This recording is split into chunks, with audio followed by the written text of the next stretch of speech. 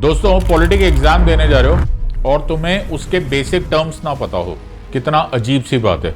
मतलब सोच के देखो कि मैं तुम्हें नौकरी दे दूं कमेंट्री देने की, क्रिकेट की कमेंट्री देने की, और मैं बोलूं तुम्हें लाखों रुपए मिलेंगे कमेंट्री देने के, लेकिन तुम्हें ये नहीं पता कि एलबीडब्ल्यू किसे बोलते हैं, नो बॉल किसे बोलते हैं, वाइड बॉल किसे बोलते हैं, और तुम सोच रहे हो कि मैं दुनिया का बेस्ट कमेंटेटर बनूंगा। यार अगर तुम इस तरह से दुनिया के बेस्ट कमेंटेटर बनने लग गए तो फिर तो क्या चाहिए था। कुछ उतना ही अजीब मुझे यहाँ पर लगता है जब मैं पॉलिटी के स्टूडेंट्स को देखता हूँ जो अपने आप को ऐसे ऐसे सपने दिखा देते कि देखो जी हम तो है ना आईएएस के एग्जाम टॉप करेंगे, हमें तो कोई ना हरा सकता, लेकिन हमें पॉलिटी के बेसिक टर्म्स नहीं पता। हमें ये नहीं पता कि स्टेट क्या होता है, हमें ये नहीं पता नेशन क्या होता है, हमें ये नहीं समझ में आता इक्वालिटी, जस्टिस, ये सब चीजें है क्या, हमें पता ही नहीं। So worry not. सबसे पहले तो ये गलत फहमियों से तैयारी स्टार्ट मत किया करो। ओके बड़े बड़े मीठे मीठे जो तुमको जहर खिला दिए जाते हैं मोटिवेशन के, गाने के, शेरो शायरी के, उससे प्लीज अपने आप को बचा के रखो। बेसिक सब्जेक्ट्स को पढ़ो, foundational subjects. In the next 15 minutes घड़ी के हिसाब से मैं तुम्हें 10 ऐसे टॉपिक्स बता दूंगा जो कि तुम्हारे स्ट्रॉन्ग फाउंडेशन कर देगा इन पॉलिटी। मैं बेसिक टर्म्स तुमको पढ़ा रहा हूं। सो 10 मेन टर्म्स तुमको आज समझ में आ जाएंगे अगर मुझे तुम्हारी तरफ से अच्छा रिस्पॉन्स आएगा, अगर अच्छे कमेंट्स मुझे मिलेंगे जो मुझे इंप्रेस करेंगे कि, और मुझे ऐसा लगेगा कि कोई सीरियस ऑडियंस है, तो मैं तुम्हें और ऐसे सारे टर्म्स बताते चले जाऊंगा। फिर जब तुम्हारा वो फाउंडेशन स्ट्रांग हो जाएगा, बिलीव मी यूपीएससी तुम्हें बहुत आसान लगने लग जाएगी। सो सबसे पहले मैं शुक्रिया अदा करना चाहूंगा मेरे सारे लर्नर्स का जो उनकी तरफ से मुझे इस तरह के रोज ही कमेंट्स मिलते हैं। So thank you very much. I am honored and it is my privilege to be teaching the future bureaucrats of this country। और जितनी मुझसे कोशिश मैं जो कर पाऊंगा, जो भी मेरे से बन पाएगा, मैं तुम्हारी मदद करूंगा to be able to crack this so called toughest exam in the world. दोस्तों अनअकैडमी ज्वाइन करने का बहुत ही ऑसम अपॉर्चुनिटी है। 50% off, yes you heard it right, half 50% discount मिल रहा है। That is practically 1000 rupees a month का तुम्हें ऑफर मिल रहा है। ऑल्सो ब्रांड न्यू कोर्सेज आ रहे हैं, डोंट मिस दिस अपॉर्चुनिटी। ये सब लिमिटेड टाइम बाउंड ऑफर होते हैं। Use my code SEDLIVE SIDLIVE and join us. जो टर्म मैं तुम्हें पढ़ाना चाहता हूं वो टर्म इज कॉन्स्टिट्यूशन। पहले एक बार बोर्ड पर देख लो कॉन्स्टिट्यूशन क्या लिखा हुआ है। So constitution is the owner's manual of the state. It limits power, distributes authority and protects citizen। तुमने नोटिस किया होगा मैंने तुम्हारे लिए किताबी डेफिनेशन नहीं लिखी है, राइट। तो कॉन्स्टिट्यूशन तो ये भी बात बोली जा सकती है, अगर मैं उसे किताबी डेफिनेशन बोल दूं तो किताबी डेफिनेशन में बोल देता हूं it is a set of administrative laws and those principles and regulations and rules which the government must follow. It ensures that the liberty is not violated. It ensures that the government is limited and so on and so forth। लेकिन उससे क्या समझ में आएगा? समझने के लिए पहले समझो एक रूल बुक होती है। अभी अभी मैंने तुम्हें क्रिकेट का एग्जाम्पल दिया, तो क्रिकेट खेलने जा रहे, मैं खेलूंगा, तुम्हारे साथ खेलूंगा, मेरी टीम तुम्हारी टीम। जब हम ये मैच स्टार्ट करेंगे तो हम उस मैच में स्टार्ट करने से पहले कुछ रूल्स को फिक्स कर देते। तुम्हारी और मेरी टीम फैसला कर लेते, देखो जी इसको बोलेंगे आउट, इसको बोलेंगे 4 रन, इसको बोलेंगे 6 रन, ऐसे एलबीडब्ल्यू होता है, ऐसे वाइड होता है, ऐसे नो बॉल होती है। ये जो ग्राउंड रूल्स बन गए अब इससे अलग नहीं किया जा सकता। तो मैं बॉलिंग करूंगा तो भी मैं इसी रूल्स के अनुसार करूंगा, बैटिंग करूंगा तो भी इन्हीं रूल्स के बीचों बीच करूंगा, फील्डिंग करूंगा तो भी इसी के बीच करूंगा। तो ये जो सेट ऑफ ग्राउंड रूल्स बन गए जिनको हमने फैसला कर लिया कि इसके बाहर नहीं जा सकते, इसको बोलते हैं कॉन्स्टिट्यूशन। सो इसी कॉन्स्टिट्यूशन के अनुसार तुम्हें भी बिहेव करना है, इसी कॉन्स्टिट्यूशन के अनुसार सरकार भी बिहेव करेगी, इसी कॉन्स्टिट्यूशन के अनुसार जुडिशरी भी बिहेव करेगी and so on and so forth. So मान के चलो एक मशीन है, एक बहुत बड़ी मशीन है, राइट। और ये जो मशीन है इसको मैं चलाने लग जाऊं और इसका कोई इंस्ट्रक्शन मैनुअली ना हो, मुझे यही ना पता हो कि ये चालू कैसे होती है, मुझे यही ना मालूम हो ये बंद कैसे होती है, मुझे यही ना मालूम हो कि इसके में कुछ खराबी आ जाए तो कैसे ठीक करना होता है। I hope you are understanding, it will be one big headache for me. तो कॉन्स्टिट्यूशन वो स्टेट के लिए एक इंस्ट्रक्शन मैनुअल का काम करती है, वो बताएगी कि क्या तुम कर सकते हो, क्या तुम नहीं कर सकते and so on and so forth.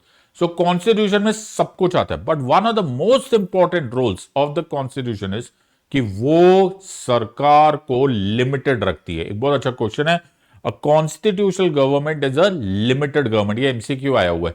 So limited government मतलब वो कॉन्स्टिट्यूशन गवर्नेंस गवर्नमेंट को बोलती है देखो जी तुम्हारे पास पावर है लेकिन अनलिमिटेड पावर्स नहीं है, असीमित ताकत नहीं है। उतनी ही ताकत है जितने की कॉन्स्टिट्यूशन तुम्हें अलाउ करता है, जितना संविधान तुम्हें अलाउ करता है।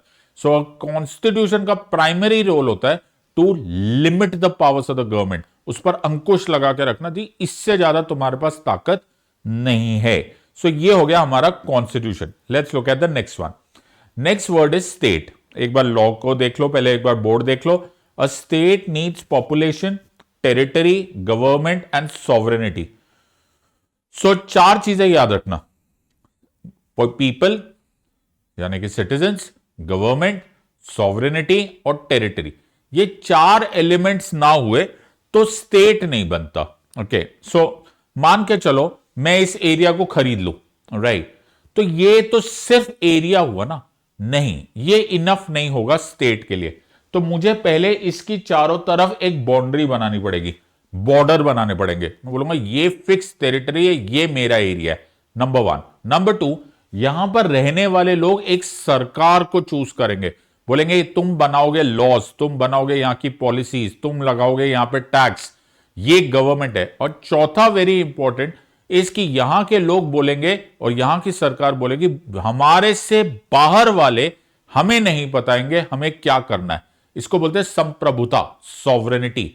तो चार एलिमेंट्स होना बड़ा जरूरी है, one is citizens, one is government, one is sovereignty, one is territory, तब बन जाएंगे स्टेट। स्टेट में हर स्टेट में यही चार कैरेक्टरिस्टिक है। तो यूएसए क्या है? यूएसए इज अ स्टेट, बिल्कुल है, क्योंकि उसके पास है citizen, government, sovereignty, territory. India क्या है? Citizen, government, sovereignty, territory. Russia क्या है? Citizen, government, sovereignty, territory. Pakistan क्या है? सिटीजन, गवर्नमेंट, सॉवरेनिटी, टेरिटरी, सब कुछ है, वो भी स्टेट है। सो ये सब स्टेट है। इन अदर वर्ड्स ये एक लीगल एंगल है, ये लॉ के अनुसार स्टेट बनाने के लिए सिटीजन, गवर्नमेंट, सॉवरेनिटी, टेरिटरी, जितने तुम स्टेट्स देख रहे हो, जितनी तुम अभी के लिए नाम ले लो, इजराइल बोलो, मोरक्को बोलो, सऊदी अरेबिया बोलो, सब स्टेट है, बिकॉज ऑन पेपर ये सब लोग ये चार कैरेक्टरिस्टिक्स कैरी कर रहे। अब इसी से मुकाबले एक और वर्ड आता है, दैट इज नेशन।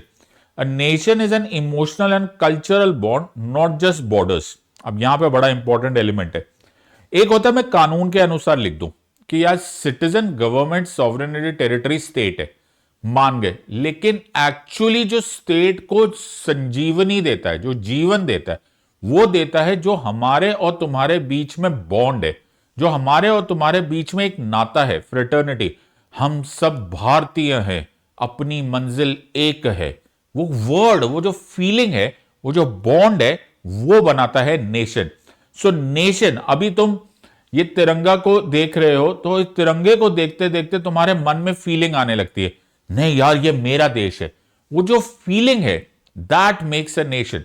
तो स्टेट एक लीगल और पॉलिटिकल एंटिटी है, नेशन एक साइकोलॉजिकल एंड कल्चरल एंटिटी है। ये बड़ा इंपॉर्टेंट कॉन्सेप्ट है। सो शुरू शुरू में सिर्फ स्टेट ही बनते थे, लेकिन अब धीरे धीरे धीरे धीरे at least after the 19th century राष्ट्रवाद, जैसे नेशनलिज्म की स्पिरिट आ गई और हम लोगों ने ये बात बोलने लग गई। पहले यूरोप में स्टार्ट हुआ, फिर बाकी देशों में फैला कि ये मेरा देश है। दैट वर्ड मेरा होना, मेरी आइडेंटिटी होना makes state into a nation.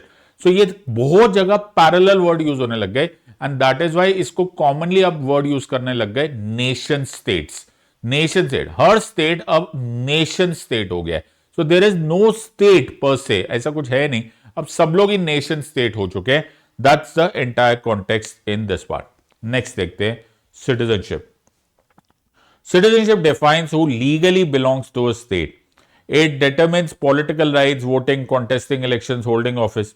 अब सोचो, मैंने अभी अभी क्या बोला, सिटीजन्स होनी चाहिए, गवर्नमेंट होनी चाहिए, सॉवरेनिटी होनी चाहिए, टेरिटरी होनी चाहिए, माना, मेरा बॉन्ड होना चाहिए, लेकिन मेरा देश है। मेरा देश होने के नाते मेरे देश में मेरे पास कुछ खास राइट्स होने चाहिए जो कि बाहर वालों के नहीं होने चाहिए। तो यहां पर अंदर वाले और बाहर वाले हो गए। सो हमारे पास कुछ राइट्स होंगे, जैसे वोटिंग राइट्स होंगे। अब वोटिंग हमेशा सिर्फ सिटीजन कर सकता है और कोई कर ही नहीं सकता, यानी कि ये मेरा प्रिविलेज हो गया, ये मेरे को एक स्पेशल राइट मिल गया कि आप सिटीजन हो ना, मैं अपने देश के चुनावों में मैं ही वोटिंग करूंगा, मैं ही कॉन्स्टिट्यूशनल पोस्ट पे बैठूंगा, मैं ही इलेक्शंस लड़ूंगा एंड मेनी अदर थिंग्स जो कि केवल सिटीजन को मिलता है। तो वो जो एक्सक्लूसिव मेंबरशिप होती है, जो बोला जाता है यार तुम इस देश के सिटीजन हो, तुम्हें कुछ स्पेशल राइट्स मिलेंगे जो बाहर वालों को नहीं मिलने वाले, that is the word which is called as citizen, जिसे नागरिक बोला जाता है। Let's understand one more, that is government. So government is the machinery that runs the state. It changes with elections, the state does not. Now please understand. State वहीं रहा, citizen, government, sovereignty, territory, लेकिन वो government जो है वो आती जाती रहती है। वाजपेयी जी ने क्या बोला था, सरकारें आई हैं, सरकारें आती हैं, सरकारें आती रहेगी, ये देश रहना चाहिए। तो देश तो रहेगा ना, लेकिन उस देश को चलाने वाला, वहां की क्या टैक्स होगा, क्या पॉलिसी होगी, क्या हम वॉर करेंगे, क्या हम पीस करेंगे, सब कुछ is determined by the government. तो आज हमारे देश की सरकार चला रहे हैं प्रधानमंत्री मोदी जी। तो मोदी जी आज हमारे फेस ऑफ इंडिया बन जाते हैं कि जो भी फैसला इंडिया कर रहा है वो एक्चुअली मोदी जी के थ्रू जा रहा है। तो बट ऐसा नहीं है कि मोदी जी के बाद किसी और की सरकार नहीं आएगी, आएगी, लेकिन देश रहेगा। So the point here is government becomes the face of the nation, लेकिन ऐसा नहीं है कि government is the nation. No, government अलग होता है, नेशन अलग होता है। लेकिन आज अगर मैं मैनिफेस्टेशन देखूंगा तो ये जो टेम्पररी ट्रांजिएंट मेजॉरिटी है वो मोदी जी की है, और मोदी जी आज हमें ये बता रहे हैं कि हमारे देश में कब ऑपरेशन सिंदूर करेंगे, कब हम जीएसटी में रिफॉर्म करेंगे, कब हम अमेरिका के साथ ट्रीटी साइन करेंगे, etcetera etcetera. So many times हम कंफ्यूज कर जाते हैं गवर्नमेंट और स्टेट को। तो इसको ऐसे ही सोच लो कि government becomes the manifest face of the state. जो दिखता है वो सरकार दिखती है, बिकॉज स्टेट दिखता तो नहीं है ना। State is a legal constitutional element. Next is preamble. Preamble is the mission statement of the Constitution. It tells us why the Constitution exists and what it stands for. तो preamble तुमने पढ़ा ही होगा, we the people of India having solemnly resolved to constitute India into a sovereign, socialist, secular, democratic republic. ये जो preamble है ये पूरा कॉन्स्टिट्यूशन का जिस्ट है, एसेंस है, समरी है। ये बताता है कि कॉन्स्टिट्यूशन एक्चुअली क्या मीन कर रहा है, the founding fathers of the constitution actually क्या लिखना चाहते थे, what is that fabric, what is that thought process, the key to the mind of the makers of the constitution, वो पता चलने का प्रीएम्बल है। तो अगर तुम्हें कंफ्यूजन होगी कि पता नहीं कॉन्स्टिट्यूशन क्या बोल रहा है, क्या वो डिक्टेटरशिप बोल रहा है, क्या वो मोनार्की बोल रहा है, क्या कुछ और बोल रहा है, तो तुम फटाफट जाके प्रीएम्बल देखो। प्रीएम्बल में लिखा होगा डेमोक्रेसी, तो तुम्हें बोलोगा नहीं नहीं यार, इसका मतलब ये नहीं हो सकता, इसका मतलब जरूर ये होगा कि ये डेमोक्रेसी से रिलेटेड होगा। तो द पॉइंट हियर इज कि अगर आपको कोई मेन्यू कार्ड दे दूं मैं खाने के लिए, और तुम्हें उस पर कोई नाम दिखे डिश का, तुम्हें नाम दिखे ABC के DEF के शोले, ये क्या है यार ABC के शोले, अब तुम्हारे पास क्या चॉइस है? तुम डर रहे हो यार ये कहीं नॉन वेजिटेरियन है कि वेजिटेरियन है। सिंपल सी बात है कि उस मेन्यू कार्ड के आगे देख लो, अब उसके ऊपर लिखा हुआ है वेज रेस्टोरेंट, तो तुम्हें गारंटेड होगा कि ये जो शोले लिखा हुआ है ना, ये शोले कुछ भी हो सकता है लेकिन नॉन वेज नहीं हो सकता। इससे तुम्हारे डाउट्स इरेज हो जाते, हट जाते। यही काम करता है preamble. Whenever the laws are unclear, जजेस will look at the preamble for direction. उनको अंदाजा हो जाएगा कि प्रीएम्बल ये बोल रहा है, ये बिल्कुल सही बात है। So this is the concept of the preamble. The next is federalism. Federalism का सिंपल सा मतलब, जिसे संघवाद बोलते हैं, that is the division of power between the central government and the state government. अब आमतौर पर सेंट्रल गवर्नमेंट के पास कुछ पावर्स होती है, स्टेट गवर्नमेंट के पास कुछ पावर्स होती है। तो ये पावर्स डिफाइंड होती है बाय द कॉन्स्टिट्यूशन। अगर आप अपना 7th शेड्यूल खोल के देखोगे तो उसमें एक यूनियन लिस्ट दिखाई देगी, एक स्टेट लिस्ट दिखाई देगी, एक कंकरेंट लिस्ट दिखाई देगी। क्यों ऐसी लिस्ट है? क्योंकि यूनियन लिस्ट में वो मुद्दे हैं जिस पर सेंटर लॉ बना सकता है, स्टेट लिस्ट में वो मुद्दे हैं जिस पर स्टेट बना सकता है, और कंकरेंट में दोनों बना सकते हैं। ये डिवीजन ऑफ पावर को बोला जाता है federalism. So India is a classical case of federalism. वैसे यूनाइटेड स्टेट्स ऑफ अमेरिका भी एक क्लासिकल केस ऑफ फेडरलिज्म है। ऑल्दो हमारे फेडरलिज्म और इनके फेडरलिज्म में फर्क है, क्योंकि हमारा सेंटर ज्यादा डोमिनेट करता है as compare to the United States of America, लेकिन द फेडरल स्ट्रक्चर दोनों ही जगह पर है। तो फेडरलिज्म में it's like a joint family. Right. तो जॉइंट फैमिली है, एक पापा है, एक चाचा है, इन सब में distribution of division of power है। लेकिन अगर इसका ठीक उल्टा कर दे कि नहीं यार जॉइंट फैमिली नहीं है, न्यूट्रल फैमिली है, सिर्फ पापा की चलने वाली है, एक ही भाई है, उसी का सब कुछ चल रहा है, वही बड़ा भाई है, वही सब कुछ कर रहा है, ऐसी सरकार को यूनिटरी गवर्नमेंट बोला जाता है। इसमें कोई डिवीजन ऑफ पावर ही नहीं होगा, चाचा जी को का रोल ही नहीं है, जो भी डिसाइड करेंगे वो पापा जी कर रहे हैं, जो बड़ा भाई है वही फैसला कर रहा है। That is the example of a unitary country. तो उसमें सिर्फ एक ही लेवल ऑफ गवर्नमेंट होती है, जैसे France is a classical example, उसमें जो बैठे हुए पेरिस में वही फैसला करेंगे। उसी तरह से इंग्लैंड है, वो यूनिटरी गवर्नमेंट है, जो लंदन में फैसला हो गया वही पूरे इंग्लैंड को सुनना पड़ेगा, वहां पर ऑटोनॉमी ऑफ स्टेट का कोई रोल ही नहीं है। So this is the concept of unitary structure. Next concept is separation of powers. इसमें दोबारा हमें स्टेट पर आना पड़ेगा। स्टेट के तीन ऑर्गन्स होते हैं, executive, legislative and judiciary. Executive यानी कि द कार्यपालिका, लेजिस्लेटिव यानी कि जो विधायिका, और द न्यायपालिका और द जुडिशरी। लेकिन इनकी पावर्स एक दूसरे में मर्ज नहीं होने चाहिए, इनकी लड़ाई नहीं हो जानी चाहिए, इसलिए इनको अलग अलग रोल दिया गया है। लेजिस्लेटिव का काम है लॉ बनाना, टू मेक लॉस। एग्जीक्यूटिव का काम है to apply laws, that is to use laws. और जुडिशरी का काम है to interpret laws. That is the concept of separation of power. वरना क्या हो जाएगा, एक ही के पास सारी पावर हो जाएगी। एग्जीक्यूटिव ही इल्जाम लगाएगा, एग्जीक्यूटिव ने फैसला कर लिया, पुलिस ने इल्जाम लगाया, पुलिस ने फैसला कर दिया, तो तुम तो फंसे। तो ये नहीं चलेगा। तो वो बोलते थे ना, उसी का शहर वही मुद्दई वही मुंसिफ, यकीन था हमें कि कसूर हमारा ही निकलेगा। ये अलाउड नहीं है। So this is the concept of separation of powers. और सेपरेशन ऑफ पावर्स के बिना ये कॉन्सेप्ट चलेगा नहीं। इनफैक्ट पूरा यूनाइटेड स्टेट्स का कॉन्स्टिट्यूशन में आर्टिकल 1, 2 एंड 3 में यही लिखा हुआ है, the concept of separation of powers. India में भी सेपरेशन ऑफ पावर्स है, ऑल्दो कॉन्स्टिट्यूशन में क्लियरली एज इट इज नहीं लिखा हुआ है, लेकिन हमारे पास सेपरेशन ऑफ पावर्स है, although it is a diluted form. Next concept is equality. ये हमने बड़ा कॉमनली सुना हुआ है, लेकिन ज्यादातर लोग गलतियां कर देते हैं। इक्वालिटी इज समानता। अब दो कॉन्सेप्ट हो सकते हैं, एक है कि मेरे को जितनी भूख है वो एक रोटी की है, और तुम्हें जितनी भूख है वो भी एक रोटी की है, और पूरा स्टेट में दो ही रोटियां बाकी है, तो एक तुम्हें बांट दी जाए, एक मेरे को बांट दी जाए। ये भी एक कॉन्सेप्ट ऑफ इक्वालिटी है।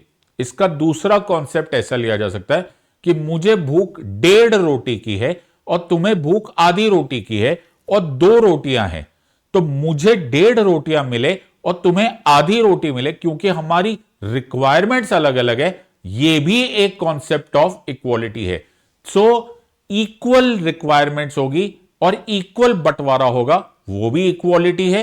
बट अनइक्वल रिक्वायरमेंट्स है और अनइक्वल बंटवारा हो जाए ताकि उनकी नीड पूरी हो जाए, ये भी इक्वालिटी है। The first one is called as absolute equality, the second one is called as proportional equality. तो एक्चुअली सब्सटैंटिव इक्वालिटी होनी चाहिए, सच में तुम्हारी भूख पूरी होनी चाहिए। तो पांडवों में युधिष्ठिर, अर्जुन, भीम भैया, नकुल और सहदेव, इन सबकी अलग अलग रिक्वायरमेंट्स थी। तो कुंती माता एक रोटी युधिष्ठिर को देती थी, एक रोटी अर्जुन को देती थी, लेकिन भीम भैया को 2 रोटी मिलती थी। आधी रोटी वो नकुल से और आधी रोटी वो सहदेव से देकर भीम को दे देती थी। क्यों? क्योंकि भीम की रिक्वायरमेंट ज्यादा थी और नकुल सहदेव की रिक्वायरमेंट कम थी। इसको बोलते हैं इक्विटी और इसको बोलते हैं सब्सटैंटिव इक्वालिटी। सो इक्वालिटी को हमेशा बराबर नहीं तोला जा सकता कि it is always going to be absolute equality. It requires a very important thought process as on need basis. और उसी से रिलेटेड कॉन्सेप्ट हो जाता है द कॉन्सेप्ट ऑफ जस्टिस, जो हम पढ़ेंगे नेक्स्ट टाइम। तो अगर तुम्हें यह मजा आया तो तुम मुझे कमेंट सेक्शन में देना, मैं तुम्हें और ऐसे 10-10 करके टॉपिक्स पढ़ाता जाऊंगा। एक बार तुम्हारे कॉन्सेप्ट्स क्लियर हो गए, you will have no problem in understanding the advanced topics. I hope you have enjoyed this. If you have enjoyed this, drop in a comment, share this video and save it for yourself. इसको बार-बार watch करो और इसको read करके अपने exam में जरूर apply करो. In the words of Unacademy, let's crack it. Until next time, God bless. Thank you and Jai Hind.